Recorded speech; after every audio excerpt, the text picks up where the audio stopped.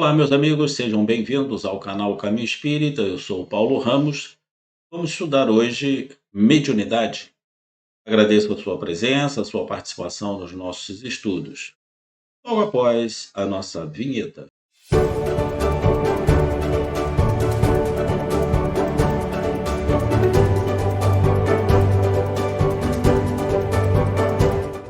Bem, hoje vamos apresentar esse estudo sobre a mediunidade.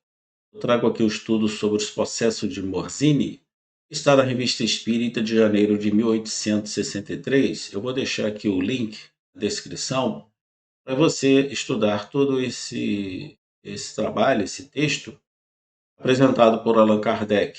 É muito interessante. Ele faz algumas considerações sobre a mediunidade, dizendo que a mediunidade é o meio direto de observação que se nos permite esta comparação. É um instrumento de laboratório pelo qual a ação do mundo invisível se traduz de maneira patente e pela facilidade que nos dá de repetir as experiências, nos permite estudar o modo, as nuances, ou seja, os detalhes dessa ação. Foi do estudo e das observações que nasceu a ciência espírita. Kardec ele classifica a ciência espírita, juntamente com os espíritos superiores, como ciência, filosofia e religião. Não como essas religiões formais que nós temos hoje, né, e sempre tivemos, com seus cultos, com suas roupas especiais, né? É uma religião de fundo moral, apresentada e baseada nos ensinos trazidos pelo nosso Mestre Jesus, sem cerimoniais. Então, a mediunidade é o meio direto de observação que nos permite fazer essa comparação, né?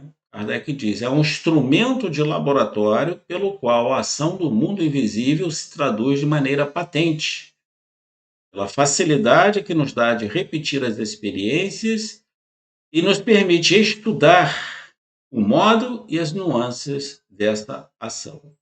Foi do estudo e das observações que nasceu a ciência espírita.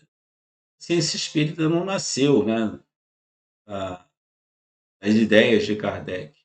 Foi um trabalho em conjunto com Kardec, os espíritos superiores, com a direção geral do Espírito da Verdade, o nosso Mestre Jesus, e nasceu e veio a terceira revelação.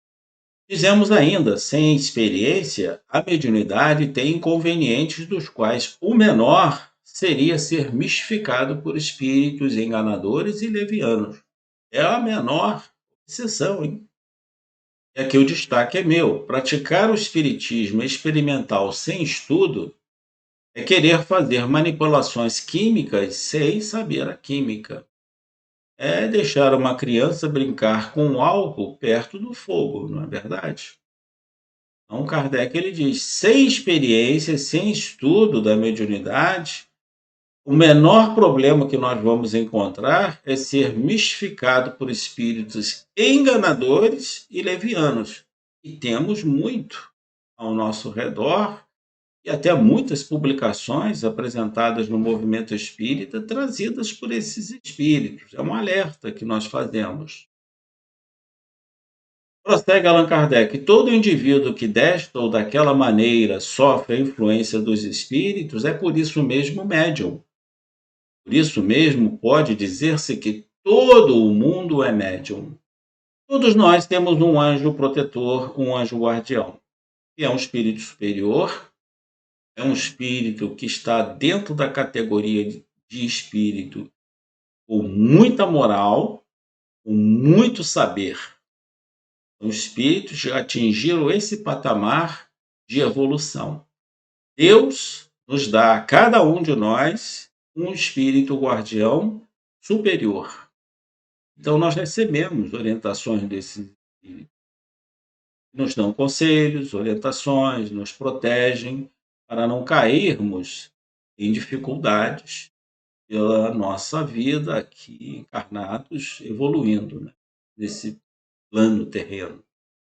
Prossegue Allan Kardec, mas é pela mediunidade efetiva, consciente e facultativa e se chegou a constatar a existência do mundo invisível, e pela diversidade das manifestações obtidas ou provocadas, e foi possível esclarecer a qualidade dos seres que o compõem e o papel que representam na natureza, que o destaque é meu. Então vejamos, é pela mediunidade que nós podemos ver a qualidade desses espíritos, se são bons ou se são levianos, e qual o papel que eles representam em nossas vidas, atuando muitas das vezes junto de nós. Então, nós podemos verificar a qualidade desses espíritos pelas comunicações que eles trazem e nos fornecem. São boas, se são instruções morais em torno do bem, da caridade, são espíritos bons.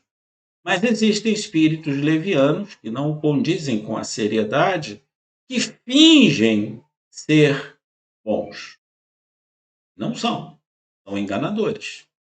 Então nós temos que ter muito cuidado para identificar a qualidade e o papel que esses espíritos representam. Nos adverte Allan Kardec. Prossegue ainda ele dizendo: o médium fez pelo mundo invisível o mesmo que o microscópio pelo mundo dos infinitamente pequenos. Kardec faz aqui outra comparação.